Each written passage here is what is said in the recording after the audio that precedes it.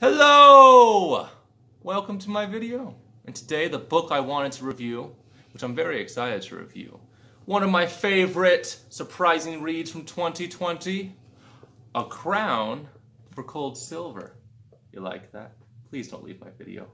If I was to describe A Crown for Cold Silver in one sentence, I would say it is an unserious psychedelic version of Game of Thrones. And that's why I'm super excited to talk about it. I thoroughly enjoyed A Crown for Cold Silver. And when you read this book, you get the sense that Alex Marshall enjoyed writing it. Because this book is a lot of fun. The writing style is very loose and carefree and playful. And it creates a very fun, playful atmosphere as you're reading it. But that doesn't stop Alex Marshall from creating a nice, somber tone at times. It's a very dynamic read. And it starts off sprinting. At a full-on sprint, this book starts off fast. One thing is for sure about A Crown for Cold Silver. This book is not tropey. I was worried about it because there were some times during this read where Alex Marshall it seemed like he was kind of motioning towards some tropey moments, some cliche things we're used to seeing in fantasy. But then he just turns the other way. He kind of just teases you of some trope-like feels and then subverts expectation, which he did very seamlessly. And I very much enjoyed that part. Because I'm okay with the occasional trope, maybe even some cliche things in my reads. But it's nice when a book is able to avoid a lot of those tropes, while still paying homage to it. Like the characters in this book are very much aware of tropes in the ancient songs of heroes and things like that. So it's really fun that he created an atmosphere where he can make fun of tropes, but then also hint at them in a serious way. The pacing of this book was so-so. Book starts off at a sprint, hits a very big slog in the middle, and then speeds up towards the very end. And I'm okay with a slog from time to time. I'm a Stephen King fan, and he definitely takes a long time building up his stories sometimes. But Mr. Marshall started us off at a very fast pace, and kept it fast for a few chapters, and then let it die off and get very slow, and the book really started to drag its feet through the majority of the middle. And then at the end, it kind of picks up speed again. So I feel like it's very important that if an author is going to have a slow middle, not to start it off so quickly so the reader notices it. I understand why a lot of people who read this book didn't like it or didn't finish it, because a little bit of a slog in the middle is okay, it's to be expected. But when the majority of the middle of the book feels like a slog, I can't blame you for putting down this book. Alex Marshall's character work in this novel was pretty dang good.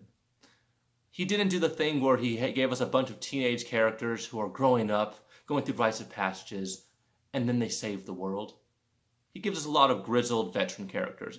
There are several point of view characters, and they range from different religions and different sexes, different nationalities, different ages, and I appreciate the diversity in his point of view characters. And he really does a very good job at making every point of view character have a very distinctive voice. That is very hard to do, but I feel like Marshall pulled it off. The characters in this book are definitely not black and white.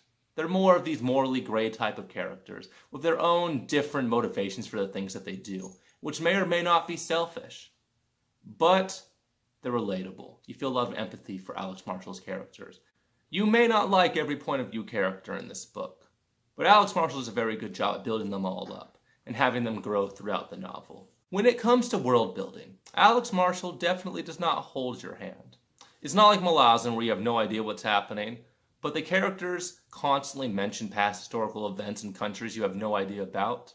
And these characters just don't just drop exposition like, this is the history of this kingdom, because in reality people don't do that. But it definitely makes the beginning of the book a little confusing. But Alex Marshall does a very good job at filling in the blanks throughout the book, in a very organic, seamless, natural type of way. Alex Marshall hands us a bunch of different characters, and doesn't explain how they're all related. And I appreciate that. It made it very interesting for me to wonder and inquire about how this character relates to this character, and this character relates to this character. So compare it to Game of Thrones, where in the first few chapters we're kind of introduced to a lot of the main characters, and then the world kind of expands at that point. Alex Marshall starts the world off of all these characters super far away from each other, and they're kind of on a collision course as they creep towards each other throughout the novel. So if you look at it like that, the slog in the middle is a lot more exciting because you keep waiting for these characters to meet. One thing Alex Marshall does very well, that a lot of authors can learn from, he does a very good job at conveying inner conflict with his characters. This is a morally gray world, and these characters are very much aware that there is no objective right or wrong, and that if you're somebody's hero, you're another person's villain. Alex Marshall's point of view characters come from very different backgrounds, different religious backgrounds, different national backgrounds, different tribal backgrounds, and they understand the world through that lens. And it was very interesting to see these characters be at odds with the actions that they're taking part in. And I feel like that's a very realistic, lifelike thing he was able to convey in his writing. Because oftentimes, as humans, we don't act in complete alignment with our principles or our codes of honor.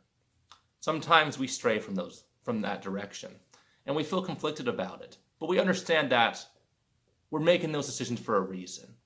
And humans are very complicated creatures. And Alex Marshall did a very good job at making his characters seem complicated, seem conflicted, but also letting the reader understand why they are conflicted. And you can appreciate that from an author. One thing I particularly enjoyed about this book was Alex Marshall's use of informal language. And I know this is a novel, and there are certain standards that have to be met. And I understand a lot of those readers who thought that his writing was almost amateurish, almost like a fan fiction.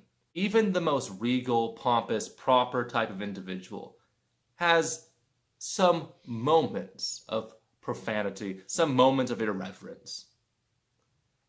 And I feel like Alex Marshall's use of informal language and profanity has made this book very realistic to people in today's day and age.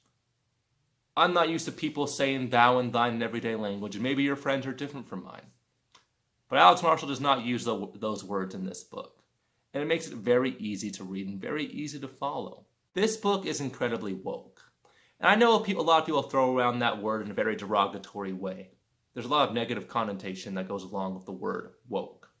But this book is very woke, and I believe it's woke in a very good way, in a very playful, entertaining way. That comes off very natural.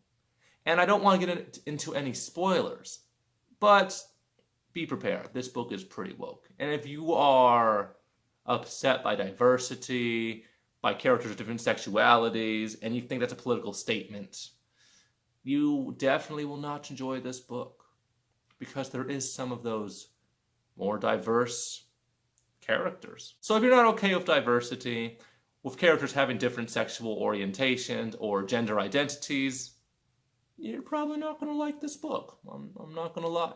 But I enjoyed it. I feel like the author played it off very well, made the book seem very natural despite having these very modern elements in it. So, in conclusion, if you're looking for a fun read with colorful characters, incredibly entertaining, funny dialogue, a book that doesn't take itself too seriously, but also is able to keep a somber, sometimes angsty tone, I think this book is for you.